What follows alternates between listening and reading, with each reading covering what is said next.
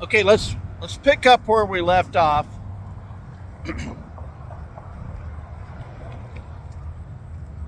Shovel-ready land. So I turned my listing on the 75 acres on 49th Street and Highway 75 South. So that land borders the Turnpike, Highway 75, 49th Street, and the Wilsey 100 acres. And Dick May, who I've known since forever, he's got the 100 acres listed with Wilsey. So what I did with him is my development agreement wraps around him where he earns a commission on the sale. And it gives me the opportunity to walk and talk and work on getting infrastructure on behalf of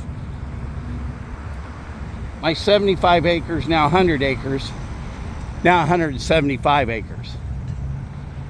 So what we did with Dana Kay's land was he contributed his land at the then going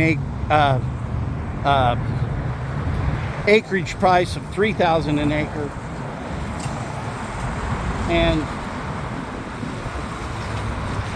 so he gets to recover his $3,000 an acre first, and then we split the upside, whatever my actions were able to add value to the land, because my job was to try to get public infrastructure to make the land more shovel ready. So my job was basically to deal with the body politic and their surrogates. So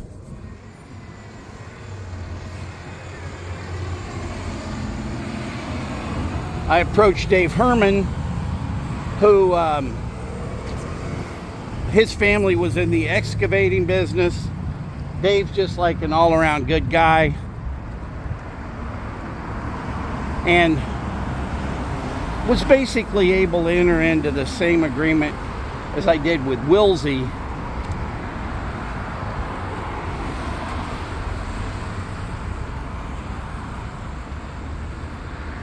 So now I've got like almost 190 acres under a development agreement.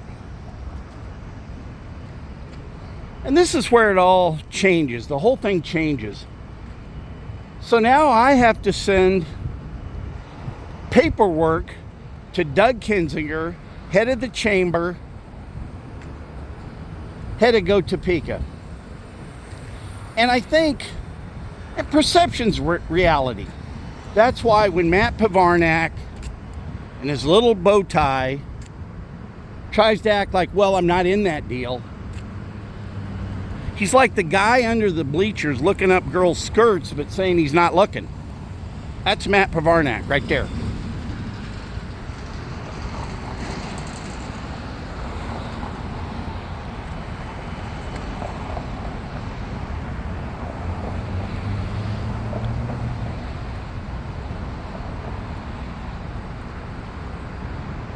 So I've got to turn in all my paperwork. I can redact some of the information to prove that I have the authority to negotiate with the body politics surrogates. The arrogance of this community is sickening.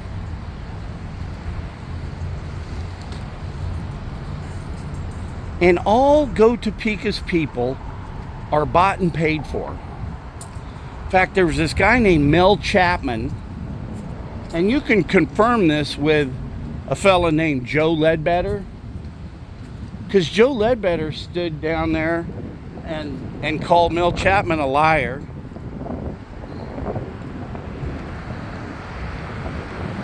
But they fought paving 49th Street and given the private side shovel-ready land, at least a hard surface off of 49th Street, and they elected to start down at 53rd Street and work north. We could have cut the baby in half. They could have built up from where Target Distribution Center is. They could have built that road up north, but they elected to do it another way because they had to make sure that their property would be more available faster. They took advantage of all the dollars that they controlled to make their property better, faster.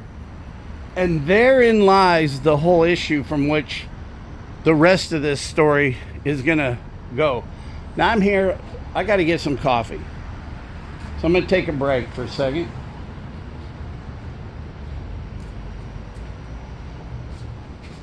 The next chapter is about the, I'll real quickly, one of the things that we did, Dana Kay and I, we kept telling them we need to have an access off of Highway 75. So we did what's called a break and access study. I think it was the tune of $36,000. We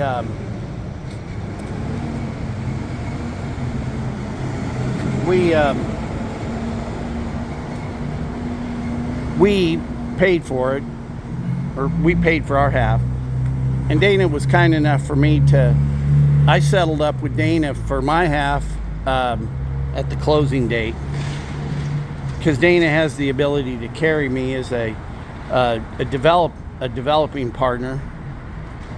And the nice thing about Dana Kay, you know, he's made all his money in the real estate business. He's not a guy that owns other projects like a healthcare business or an investment banking business. You know, he's made his fortune deal by deal by deal in the streets.